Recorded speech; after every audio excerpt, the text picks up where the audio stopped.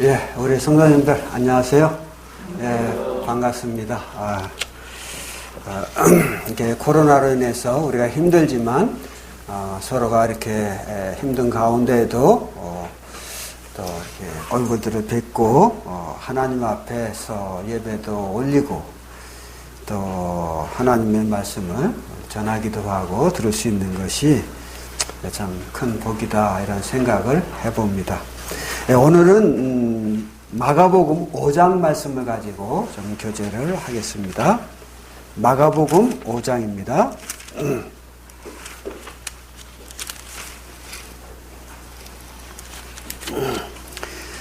마가복음 5장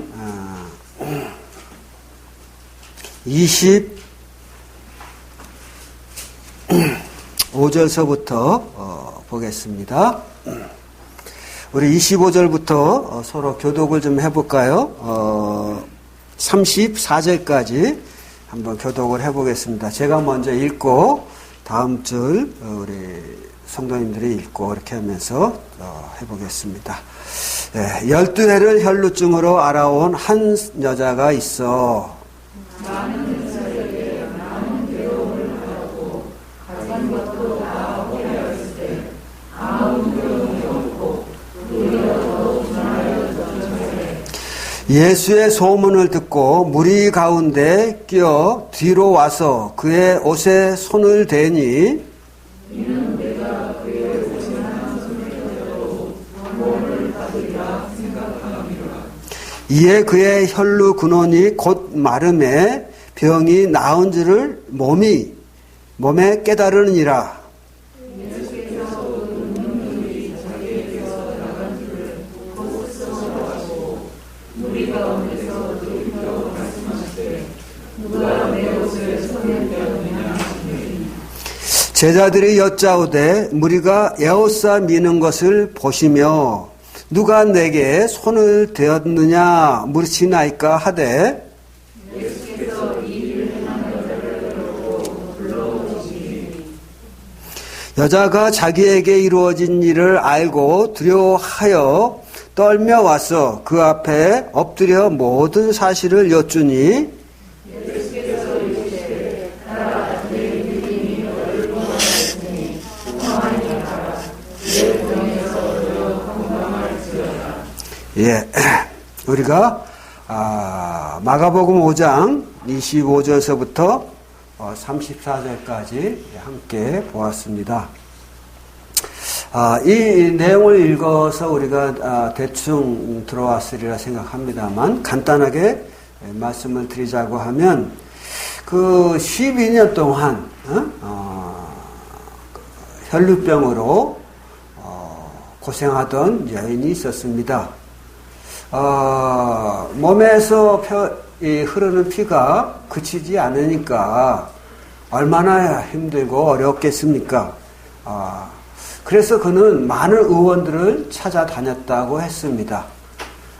그런데 이 말씀에 보면 많은 의원들을 찾아다녔지만 그의 병이 의원들로 인해서 치료받고 완치된 것이 아니라 해를 더할수록 그의 병이 더욱 중하여졌다 이렇게 기록하고 있습니다. 그래서 그 여인이 참으로 죽지 못해서 진짜 살아가고 있던 차에 예수님에 대하여 들었습니다. 여기에 보면 예수 그리스도의 소문을 듣고 이렇게 나오거든요. 그래서 그가 생각하기를 그러면 바로 그 예수님이라는 분에 대한 이야기들을 내가 들을 때 그분이 우리 하나님께서 일찍이 약속하셨던 메시아 곧 구원자가 아니냐 이런 생각을 하게 된 것입니다.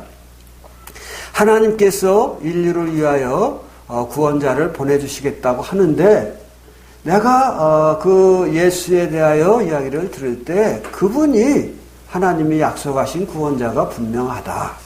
그런즉 내가 이 병에서 이제 벗어나려고 하면 구원자이신 그 예수님에게로 가야 하리라 이런 생각을 하고 예수님께로 나왔어요. 그런데 예수님은 당시 많은 사람들에게 하나님의 말씀을 전하고 그로 인하여 많은 사람들에게 도전적인 그런 깨달음을 주었기 때문에 수많은 사람들이 그를 따랐습니다. 예수님의 제자 12명만이 아니라 수많은 사람들이 하나님의 말씀에 그 목이 가란, 심령이 가란 사람들이 따랐는데 그로 인해서 여인이 쉽게 예수님에게 접근할 수가 없었어요. 그러나 예수님에게 다가가지 않으면 병을 고칠 수 없을 것이라고 생각을 하고 예수님에게 뒤로 와서 예수님에게로 최대한 가까이 와가지고 예수님의 옷자락을 손으로 붙잡았습니다.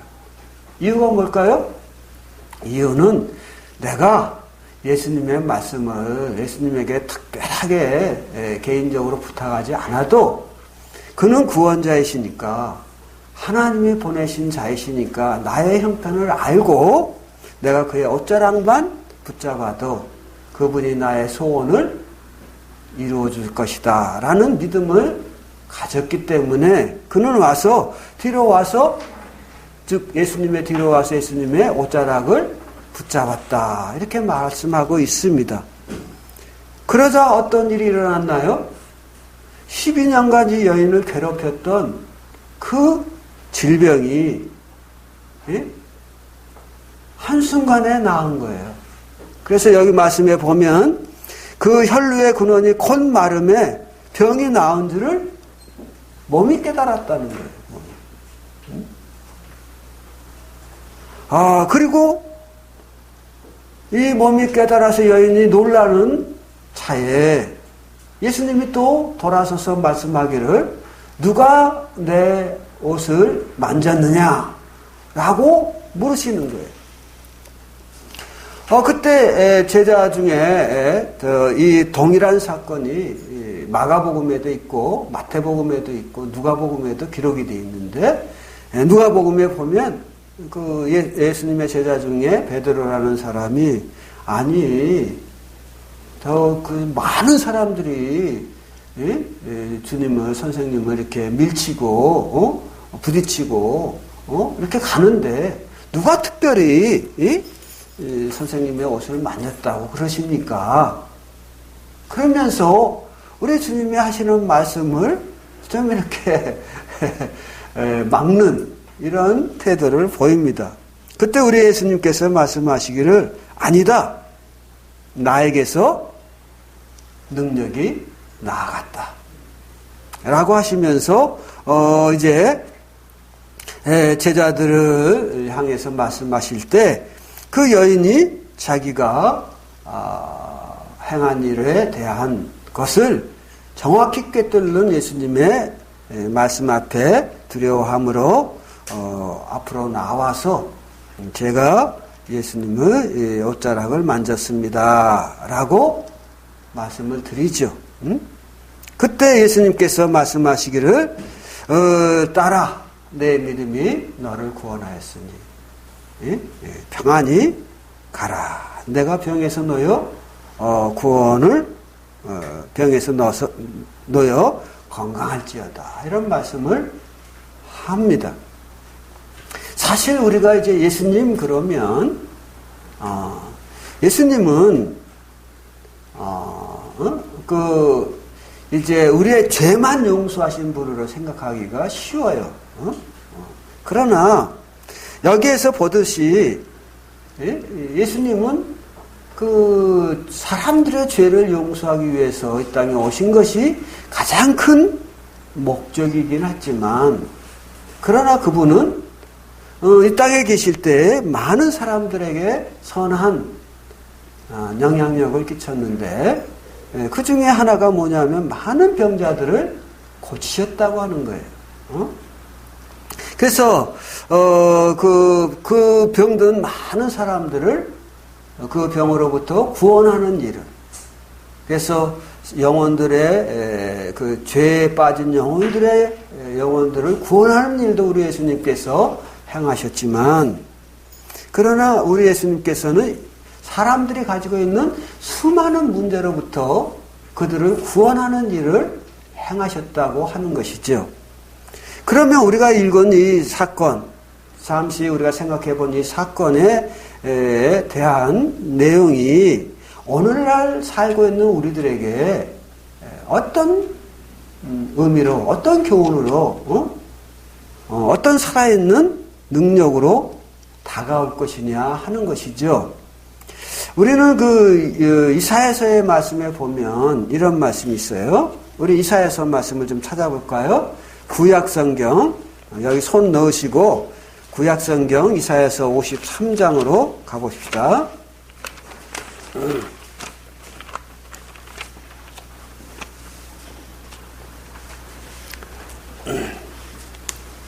이사야서 53장에 보면은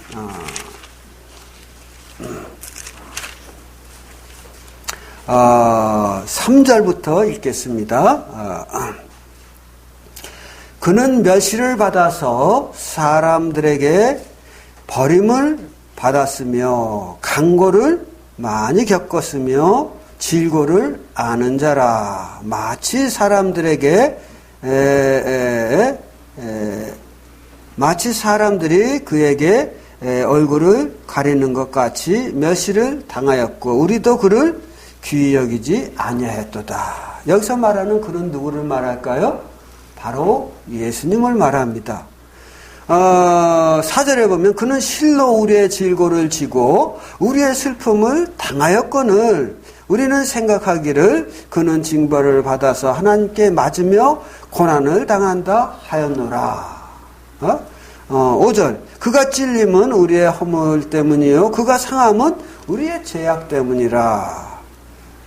그가 징계를 받음으로 우리가 평화를 누리고 그가 채찍에 맞음으로 우리가 나음을 받았도다 라고 말씀을 하고 있습니다. 여기에 보면 4절에 그는 실로 우리의 질고를 지고 우리의 슬픔을 당하였거늘 하고 말씀하시지 않습니까? 여기서 질고라는 것은 무엇입니까? 질병과 고통을 말하는 것입니다. 그래서 우리 주님께서는 4절에서는 우리의 질병과 고통을 지시고 우리의 슬픔을 당하셨다. 그분은 우리의 질병과 고통뿐만 아니라 우리 슬픔까지도 감당하셨다는 거예요. 뿐만 아니라 5절에서는 그가 우리의 허물 때문에 우리의 죄악 때문에 그분은 찔림을 받았고 상함을 입었다라고 말씀을 하고 계시잖아요.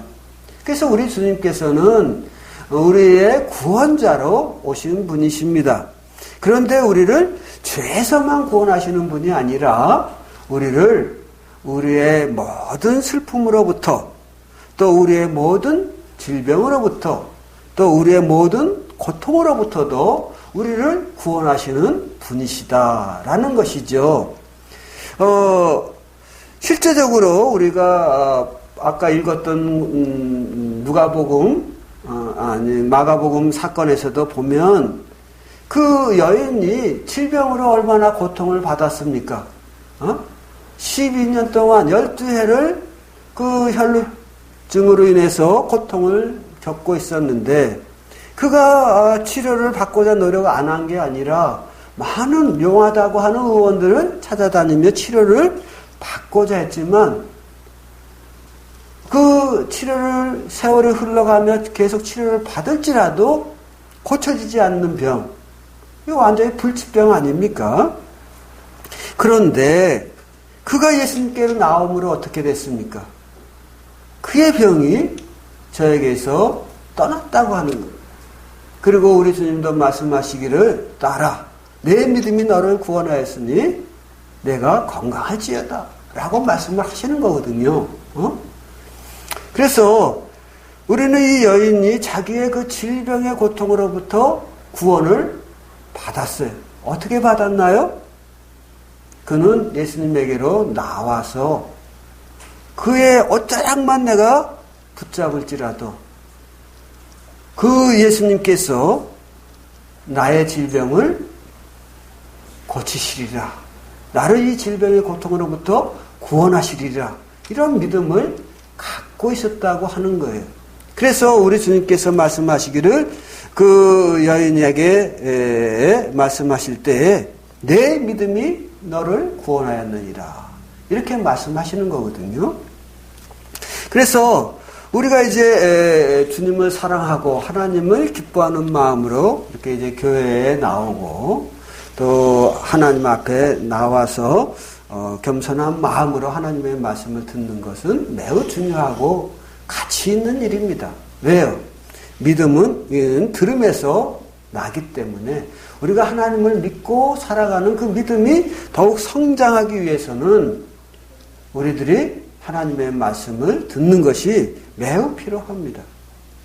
그러나 우리는 그 제자들이 하는 말에 귀를 기울 필요가 있습니다. 그 귀는 뭘까요?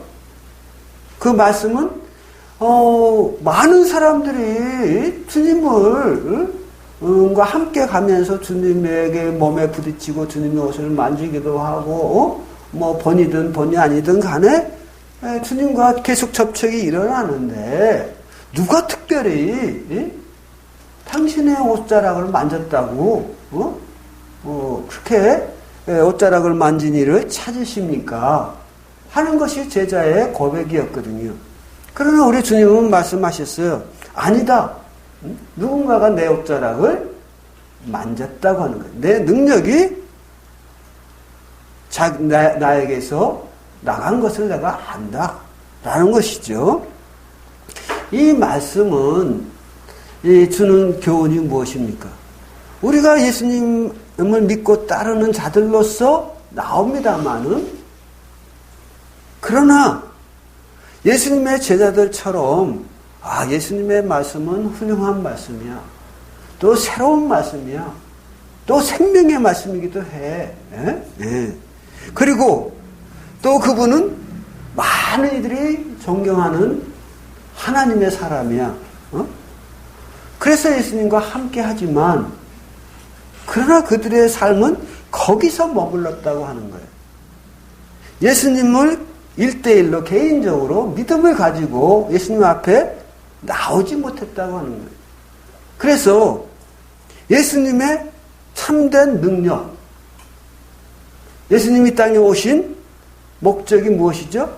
죄인들을 구원하사 사망에서 생명으로 옮기기 위하여 오신 것 아닙니까? 근데 그 사망에서 생명으로 옮겨지는 그 능력을 가지신 그분 앞에 우리가 진정 1대1로 하나님 앞에 서서 즉 주님 앞에 믿음으로 나옴으로 사망에서 생명으로 오는 능력을 힘입어 우리가 새로운 피조물이 돼야 되는데 그런 능력을 우리가 입지 못하고 있다고 하는 것이죠. 이게 오늘날에 우리에게 주는 교훈이 아닌가 생각을 합니다.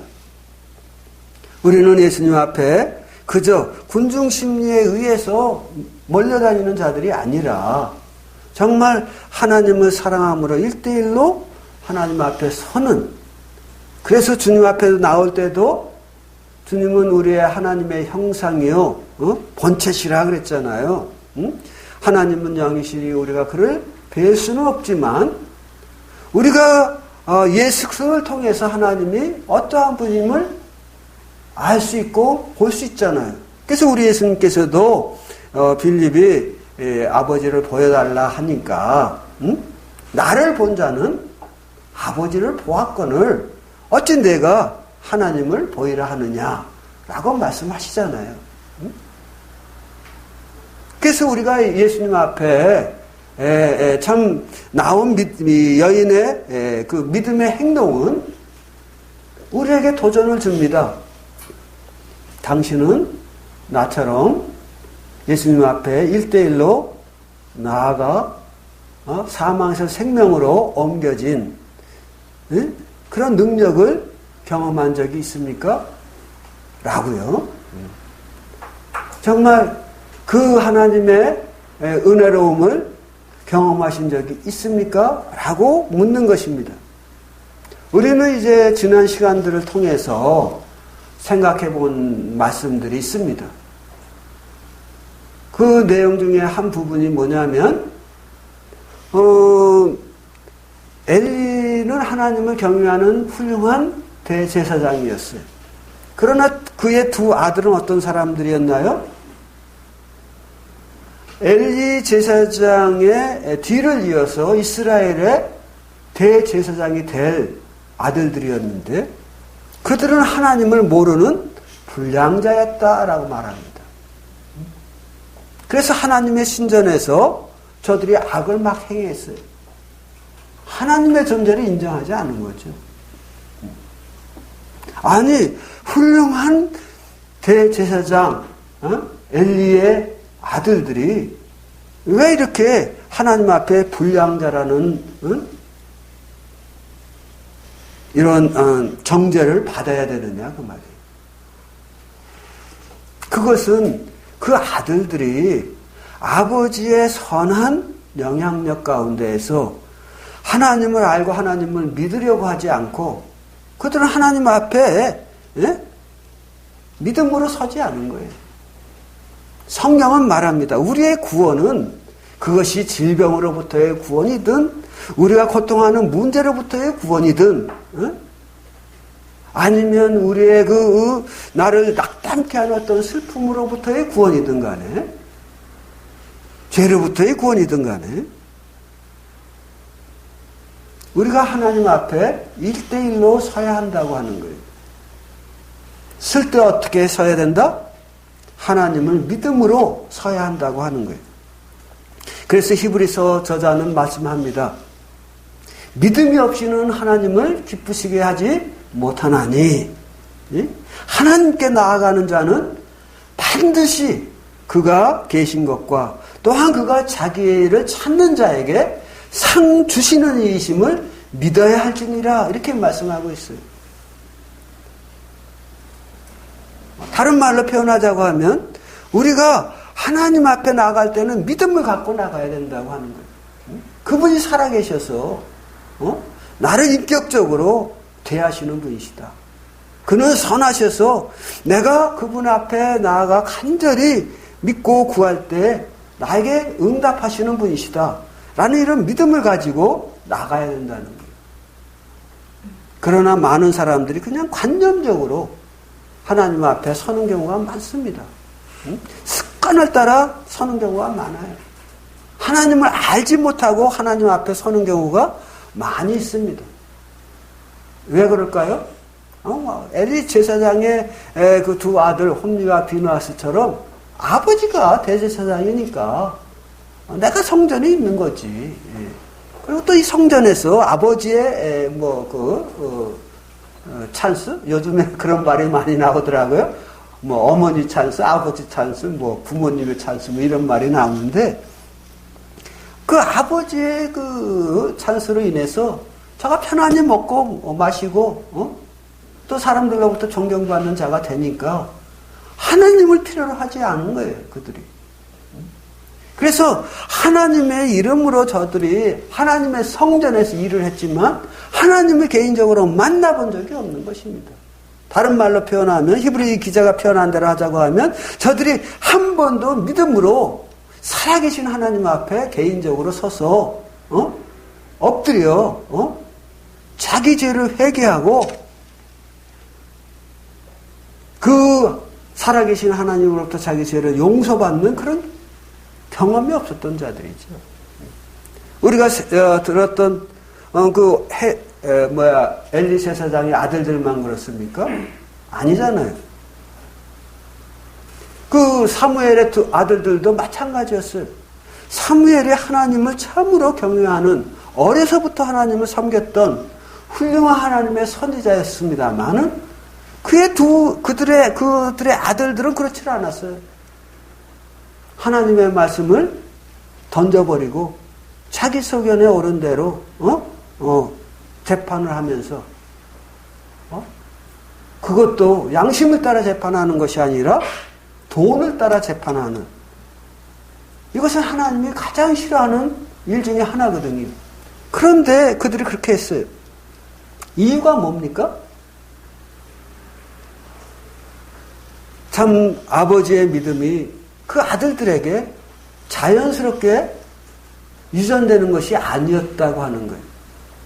성경은 말합니다. 우리 각자가 하나님 앞에 나아가서 그 살아계신 하나님을 뵈야만 한다고 하는 거예요.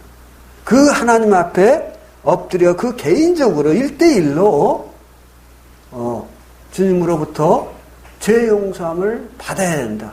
우리의 문제로부터 용서함을 받아야 된다라고 말씀합니다. 우리 주님은 성경 그 복음서에 보면 자기에게 나오는 모든 자들을 다 치유하셨다고 말씀하고 계셔요. 이스라엘 땅에 수많은 환자들이 있었지만 그러나 예수님 앞에 나온 자들을 우리 주님께서 치유하셨다는 거예요. 그래서 제가 말씀드리고자 하는 것은 즉 마가복음 5장에 우리들에게 보여주고 있는 것은 무엇입니까? 여러분은 개인적으로 살아계신 하나님 앞에 믿음으로 나아가신 적이 있습니까? 그리고 그의 능력에 의하여 여러분의 문제를, 여러분의 숙제를 해결받은 적이 있습니까? 라고 묻고 있는 것입니다. 그 문제가, 그 숙제가 무엇입니까? 여기 보면 이 여인의 문제는 질병이었습니다. 그래서 우리 주님은 우리의 질고를 지고, 우리의 질병과 고통을 지고 가신 분이에요. 그러므로 우리는 그 여인이 예수님으로 말미암아 구원을 받은 것을 볼 수 있잖아요. 그러면 우리 주님은 그 질병과 고통만 치유하시는 분이냐? 슬픔도 치유하신다 그랬어요. 그래서 나인성의 과부가 정말 자기 생명같이 여기던 아들이 어느 날 갑자기 죽어버려가지고 장사를 지내기 위해서 마을 사람들이 그의 청년의 관을 메고 가는데 이 여인이 뒤따라가면서 펑 우는 거죠. 감당케 어려운 울음이 저를 사로잡았습니다마는 우리 예수님께서 그 사망의 행렬을 멈춰 세우시잖아요. 그리고 말씀하시기를 청년아 일어나라 이렇게 말씀해요.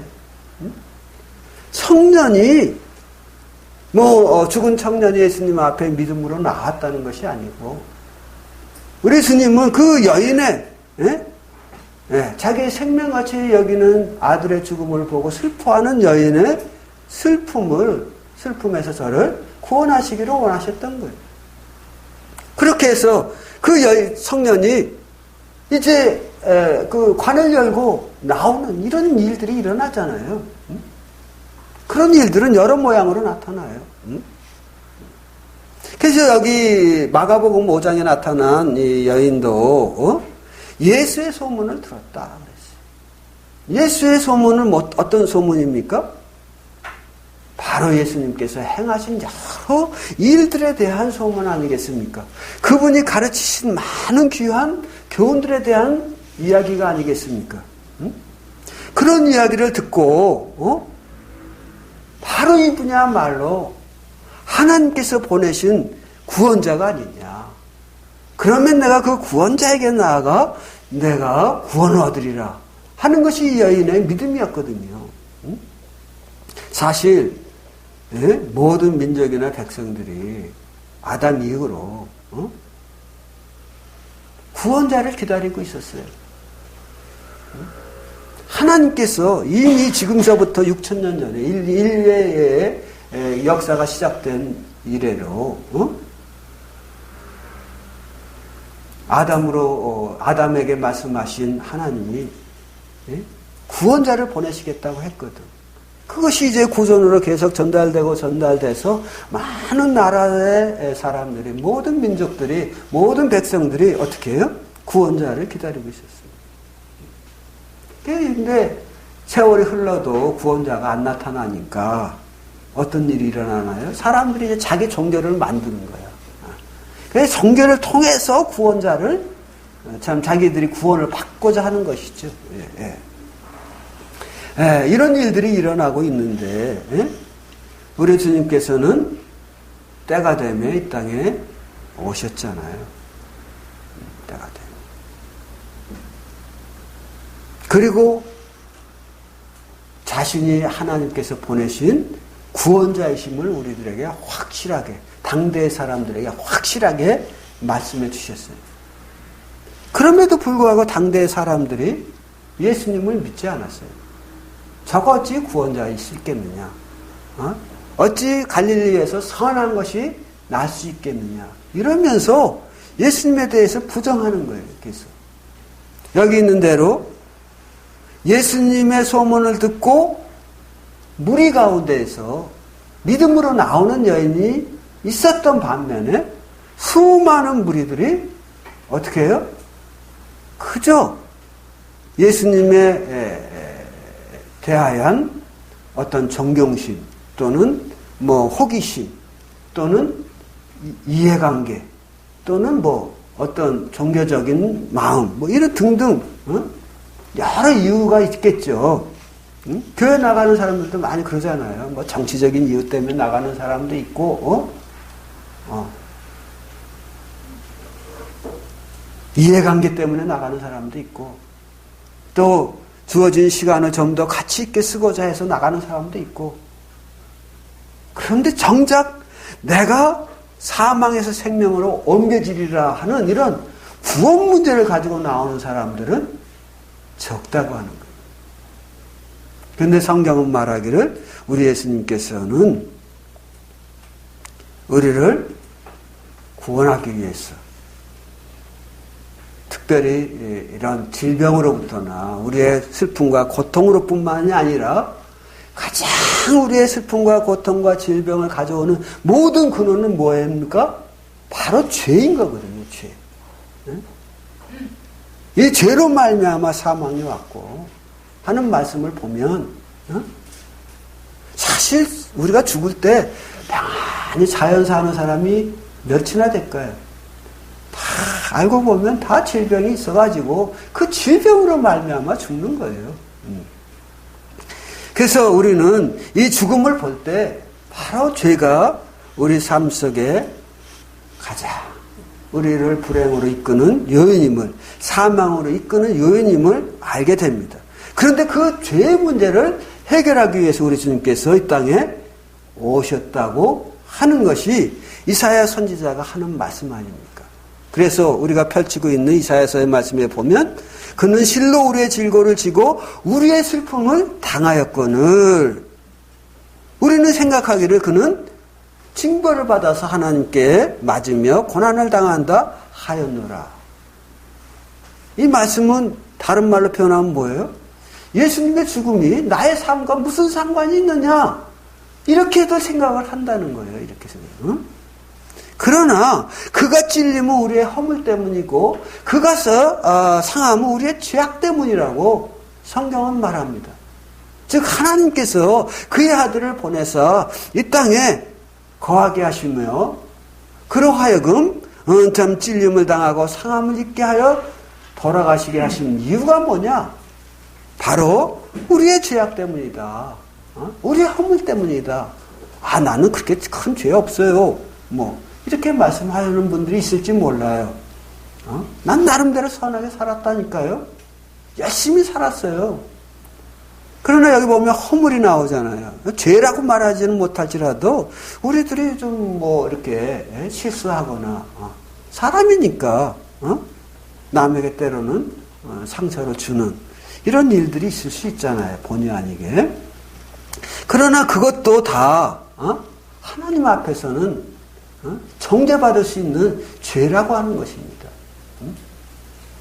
크든 죄는 작든 그 죄는 우리에게 사망을 가져오는 것이거든요. 그래서 우리가 말씀드리고자 하는 것은 뭐냐면 정말 우리는 예수님 앞에 나올 때 그분을 누구로 생각하고 나오느냐 하는 것이죠. 그분은 하나님의 아들이실 뿐만 아니라 하나님이 나를 죄악에서 구원하고자 나의 모든 문제로부터 나의 모든 숙제로부터 나를 구원하고자 보내신 구원자라고 하는 것을 우리가 알아야 합니다.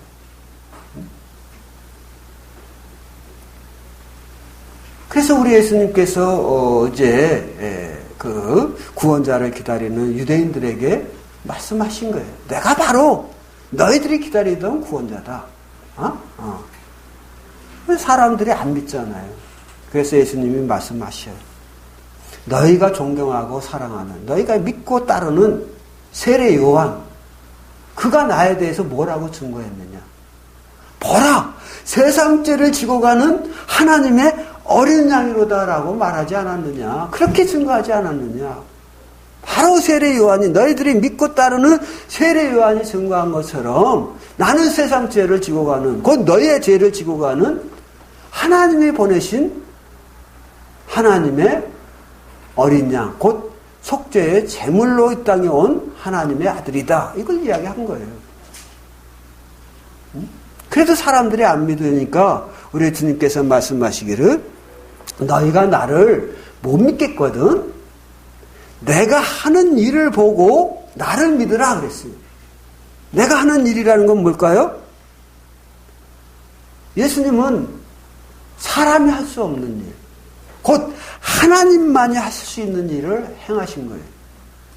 방금 우리가 보았던 마가복음 사건도 그 어떤 의원도 고치지 못한 불치의 병을 그것도 한순간에 뭐 두고 이렇게 고치는 게 아니라 여인이 옷자락을 믿음으로 만지는 순간 저를 변화시켰잖아요.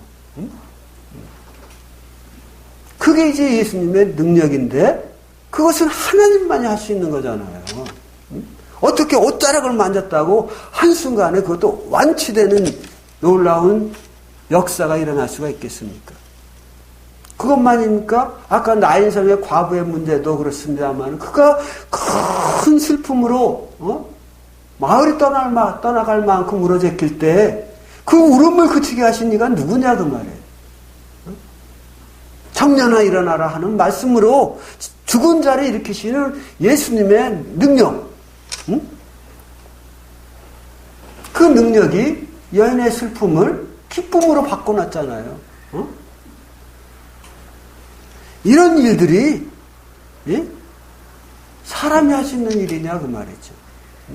제자들이 두려워하며 떨 때 예수님께서 바다의 풍랑과 파도를 잔잔케 하시면서 제자들 앞에 너희의 믿음이 어디 있느냐 이렇게 말씀하시잖아요. 그러니까 제자들이 놀래가지고 이 사람이 도대체 누구기에 바람과 바다도 잔잔케 하는고 하는 거예요. 예수님을 따랐던 제자들마저도 예수님이 이 사람이 누구냐 이거지. 누군데 이렇게 자연현상마저도 통제하느냐 이거지. 제어하느냐 이거 말이에요. 자연현상을 제어할 수 있는 분은 누굴까요? 그 자연을 창조하신 하나님만이 할 수 있는 일이거든요. 그래서 예수님이 너희가 나를 못 믿겠거든. 하나님이 보내신 구원자라는 것을 못 믿겠거든. 내가 하는 일을 보고 나를 믿어라 이렇게 말씀하시는 거거든요. 예수님께서는 거기에 그치지 아니하시고 더 많은 증거를 주십니다. 성경이 너희가 성경에서 영생을 얻는 줄 알고 성경을 상고하거니와 사실 성경이라는 건 굉장히 귀한 책입니다. 우리에게 영생을 얻는 길을 보여주는 책이거든요. 영생을 얻는 길을 보여주는 책은 이 세상에 단 하나, 이 성경밖에는 없습니다. 그러니 얼마나 놀라운 책입니까? 그래서 사단이 이 책을 없애려고 그렇게 노력을 했는데 어쨌든 이 성경이 누구를 증거하느냐? 영생을 얻고자 해서 이 책을 보는 자들에게 예수 그리스도를 증거한다는 거예요. 예수 그리스도를. 그래서 우리 예수님께서 이 성경이 곧 나를 증거한다. 너희들이 보고 따르고 믿고 의지하는 그 성경 말씀이 곧 나에 대하여 증거하는 것이 아니냐. 나가 누구다? 성경에 근거하면 구원자라는 거예요. 구원자. 뿐만 아니라 나를 사랑하시고 기뻐하시는 하나님마저도 하늘 문을 열고 이는 내 사랑하는 아들이요 내 기뻐하는 자라고 내가 침례를 받을 때에 말씀하시지 않았느냐. 너희들이 그 소리를 듣지 않았느냐 하는 것이 우리 예수님의 증거임에도 불구하고 사람들이 구원자를 기다리면서도 예수님에게 나와서 무릎 꿇기는 원하지 않는 거예요. 오늘날 교회에 나오는 사람들 중에 구원 얻지 못하는 분들이 있다면 그분들은 그런 거예요. 자기 어떤 개인적인 목적을 위해서 나오고 형편을 위해서 나오는 것이지. 정말 개인 1대1로 주님 앞에 나와 구원 얻고자 하는 마음이 없다는 거예요. 이 여인과 같이 말이죠. 나와야 되는데 그렇지 않다는 거예요. 그러나 주님은 선하시고 또 인자하시고 긍휼이 많으셔서 우리가 그동안에 고집을 부리고 예수님을 영접하지 아니했을지라도 지금 이 순간 우리가 믿음으로 살아계신 예수님, 하나님 우편에 계셔서 우리의 기도를 들으시는 예수님, 나를 사망에서 구원하시는 구원자이신 예수님 앞에 나오면 그분은 말씀하시는 거예요. 이사야서 53장에 있는 말씀대로 그가 찔리면 우리의 허물 때문이요 그가 상하면 우리의 죄악 때문이라 하는 말씀이 증거하는 것처럼 우리 주님께서 내가 너를 위하여 이 손과 발과 상한 옆구리를 보이시면서 너를 구원하기 위하여 받은 상처의 흔적이니라 라고 말씀하시는 거죠. 우리가 그분의 손과 발과 또 옆구리에 난 상처를 보면 우리는 그분이 바로 나의 구원자이심을 알 수가 있어요. 그러므로 우리는 그분 앞에 나올 때 그분이 정말 자기를 찾는 자에게 상 주신이심을 어떤 상을 줄까요? 정말 우리가 죽을 수밖에 없는 우리들이 간절히 원하고 바라는 것이 있다고 하면 사망 가운데 있는 자들이 정말 바라고 원하는 것이 있다고 하면 그것은 사망에서 생명으로 옮겨지는 것 아니겠습니까? 정말 하나님 앞에 죄로 말미암아 두려워하는 자들이 원하는 것이 하나 있다고 하면 그 하나님의 심판으로부터 내가 어찌하면 구원을 얻을꼬 하는 것 아니겠느냐 그 말이에요. 그런데 예수님께서는 나를 믿는 자는 심판에 이르지 아니하나니 이렇게 확실하게 말씀해주고 있어요. 아까도 말씀드렸듯이 엘리의 두 아들, 사무엘의 아들들, 그들이 왜 악했나요? 우리 주님은 말씀하셨어요. 사람이 구원받는 것은 혈통으로 되는 것이 아니다. 사람의 뜻으로 되는 것이 아니다. 오직 믿음으로 예수 그리스도를 영접할 때 그는 하나님께로부터 거듭난 자들이 되는 것이다 라고 말씀하시는 것입니다. 아빠 찬스, 엄마 찬스 얘기를 했는데 아빠, 엄마가 예수님 믿으면 그거 얼마나 좋습니까? 엄마, 아빠가 예수님 안 믿어서 나는 예수님도 모르고 사는 사람이 얼마나 이 세상에는 많습니까? 그런데 엄마, 아빠가 예수님을 믿고 거듭난 사람으로서 나를 주님께로 인도하기를 원하시면 우리는 그런 선한 영향력을 따라서 내가 좋은 환경에서 태어나도록 하나님이 나에게 복을 주셨구나 이렇게 생각하고 그 진리의 말씀을 따라 예수님께 나와 거듭남으로 영생을 얻고 심판에 이르지 아니하고 사망에서 생명으로 옮겨지면 얼마나 좋습니까? 이제 새로운 피조물로 살아가면 얼마나 좋습니까? 사실 우리가 학교에 가서 많이 열심히 공부하는 이유가 뭐예요? 영어 공부하는 이유가 뭐예요? 그 영어를 알면 이제까지 우리는 이 한국이라고 하는 세계에 묶여서 살아요. 근데 영어를 알게 되면 어떻게 돼요? 그 영어권이 통하는 세계를 이해하게 되는 거예요. 그의 세계가 넓어져 버리는 거지, 완전히. 마찬가지로 우리가 예수 그리스도를 말미암아 구원을 받으면 하나님의 세계가 지금 눈에 보이는 지금 우리 이 세상만 보이는 게 아니라 하나님의 세상이 보인다니까요. 그리고 그것을 누릴 수 있는 복을 누리게 되는 거예요. 사람으로 태어났으면 우리가 이 세상만이 아니라 하나님의 세계까지 누리며 살아가는 자가 돼야 되지 않겠냐 그 말이에요. 제가 언제 복음을 전하던 어떤 아저씨가 있었는데 그 아저씨가 그러더라고. 사람이 태어나가지고 미국에 한번 못 가보면 그게 인생이냐 이래서 자기가 미국에 가려고 몇 번 신청을 했는데 계속 비자가 그 빠꾸되더라는 거예요. 그래서 자기가 막 그거 가지고 몇 년을 씨름을 했다는 거예요. 그래갖고 5년 만에 겨우 비자를 받아가지고 미국에 갔다 왔다 그러더라고요. 그래서 제가 하는 말이 아니 뭐 사람이 태어나갖고 꼭 미국에 갔다 와야 사람 노릇을 합니까? 그러면서 복음을 전한 기억이 있는데 어쨌든 말씀드리고자 하는 것은 우리가 그런 좀 더 선진국이라고 하는 나라를 가보려고 하는 그런 욕망을 가지고 사는 그거는 사람들도 있는데 하물며 우리가 하나님의 나라를 우리가 소유하고 누리고 산다고 하는 것은 정말 큰 복이 아닐 수가 없다는 것이죠. 그래서 여러분들이 그런 사람들이 됐으면 하는 바람입니다. 그 일은 어떻게 가능합니까? 여기에 보면은 2절, 53장 지금 펼쳤잖아요. 53장 2절에 보면, 1절에 보면, 우리가 전한 것을 누가 믿었느냐? 여호와의 팔이 네게 나타났느냐? 라고 말씀합니다. 우리가 전한 것을 누가 믿었느냐? 아무도 안 믿는다는 거지. 그러나 여인처럼 정말 저분이 행하시는 일을 보면 성경이 말하는 바로 그 구원자가 아니냐. 그러면 내가 그에게 나가리라 하는 마음으로 믿음을 가지고 제가 그의 옷자락만 잡아도 내가 구원을 얻으리라는 믿음.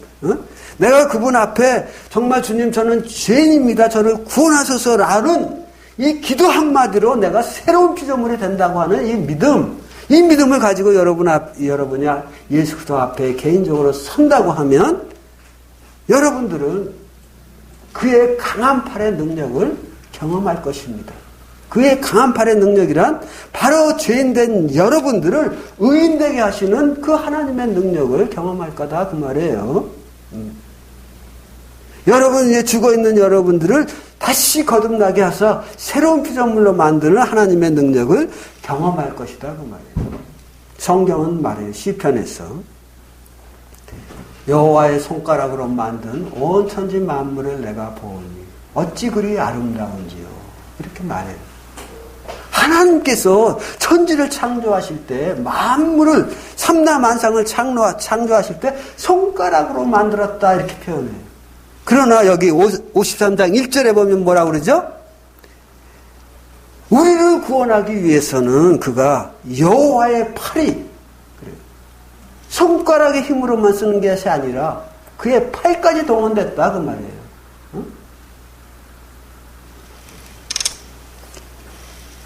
우리도 알다시피 그분이 하나님 아버지와 더불어 온 세상 만물을 다 창조하셨어요. 그런데 그분이 우리를 구원하기 위해서 자기 생명까지 내어주셨잖아요.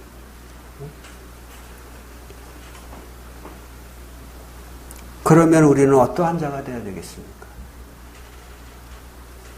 정말 우리는 믿음을 가지고 예수님 앞에 나와서 예수님이 말씀하신 대로 영접하는 자, 곧 그 이름을 믿는 자들에게는 하나님의 자녀가 되는 권세를 주셨으니 하는 말씀 앞에 주여 제가 나왔나이다. 제가 여기 있습니다. 주님 발 앞에 있습니다. 여인을 구원하신 것처럼 저를 구원하소서라고 기도해야 되지 않겠습니까? 네, 그렇게 되시기를 바랍니다. 네, 감사합니다.